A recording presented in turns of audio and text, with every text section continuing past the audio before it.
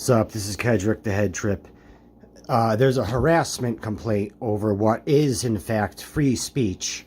I called out a crooked cop who's apparently exploiting and violating an autistic woman because she ran away from a group home again.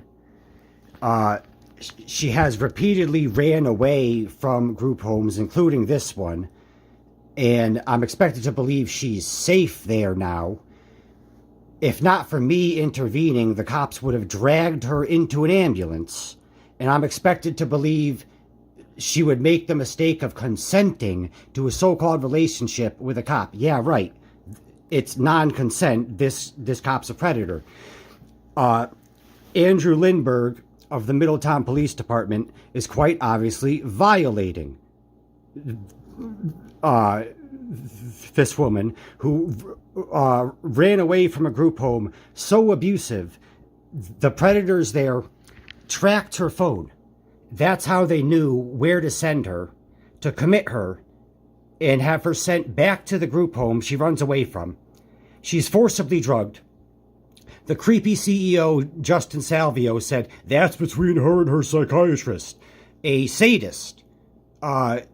This doctor is a drug pusher, not merely a dealer. This is not taking no for an answer. I know this woman's unwilling to use those drugs because she told me. She described that group home as like a concentration camp. And I'm expected to believe she's safe there now. I'm not buying it. And even if she had made the mistake of consenting to that so-called relationship with a cop, the fact that he's a cop and she's autistic and rotting at a group home she runs away from means that the so-called relationship would still be inappropriate. I know she doesn't consent, and even if she had made that mistake, I don't blame victims. That so-called relationship is quite obviously inherently wrong. It's sickening. The CEO, Justin Salvio, interrupted me with a variation of, "I know you are, but what am I?" when I called him to condemn him for being so creepy that he oversees a group home that a woman ran away from because that's how severe the abuse is, and they tracked her phone. She didn't go AWOL. She told them she was discharging herself. And she's not probated to the group home or anything like that. She told them, and they still tracked her phone to abduct her. And as for the rationale that if she had been dragged into the ambulance, then the cops would have been just doing their job, the fact remains that she would have been severely injured if they had dragged her into an ambulance. The reason she didn't get severely injured is because I intervened, because I wasn't about to let them drag her into an ambulance. And then shortly after, there's this so-called relationship with a cop she said was not that serious yet.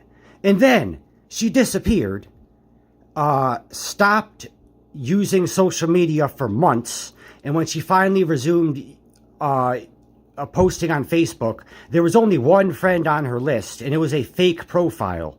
That crooked cop, Andrew Lindberg, wouldn't let her have any friends on Facebook. It's not even real life. It's Facebook. And he wouldn't say his real name. He was using an alias, and that was the only friend on her list. And her posts were what he was forcing her to post. It was really quite sickening.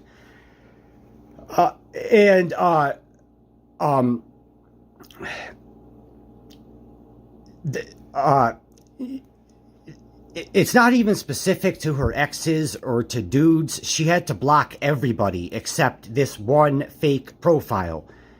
And what she was posting publicly was quite alarming.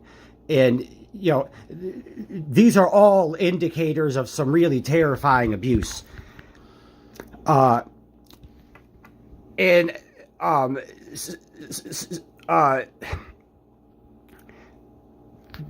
creepy CEO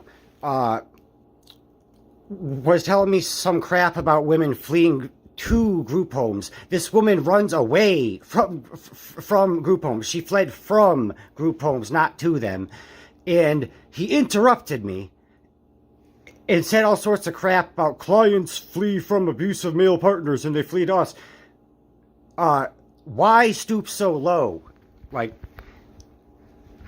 I called him to condemn him because of the terrifying experience when a woman got abused so severely that she ran away and got forced back in because the creeps are tracking her phone.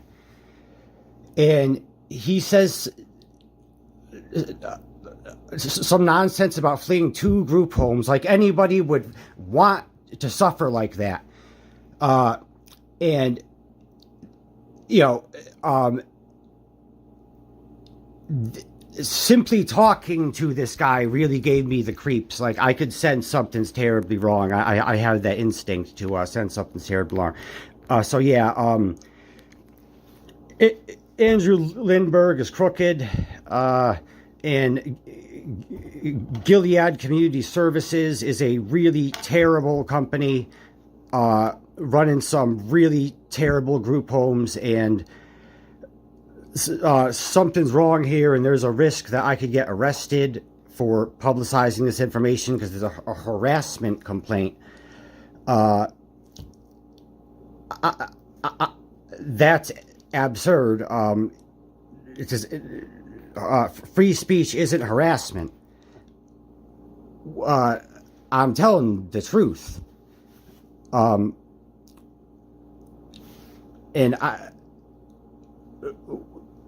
who would I be harassing? The creeps at a group home who abuse the so-called clients so severely that they'll run away? I've been abused so terribly at group homes that I would have fared better in the woods or something, except I couldn't leave because of conservatorship due to the probate courts. There was a conservator of person, and I'm the legend who got out of group homes. That's like unprecedented. Contrary to what that creep Justin Salvio said, they don't help clients achieve independence. If that were true, then the so-called clients wouldn't be running away and getting forced back in by these creeps who track their phones. There was some really terrible abuse at the group homes I was at, and the whole time I knew the situation is even worse for women. The fact that there's such facilities as group homes where all the so-called clients are women means that the dudes working there are predators. Like, that's what happens.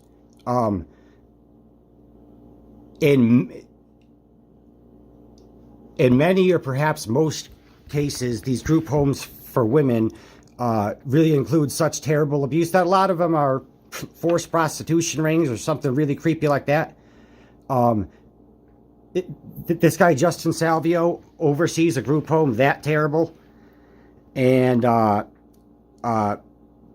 he tries shifting the blame to me. And now I'm accused of harassing the creeps at that group home, and I'm accused of harassing this crooked cop who's violating a woman because she ran away from a group home again. Yeah, this is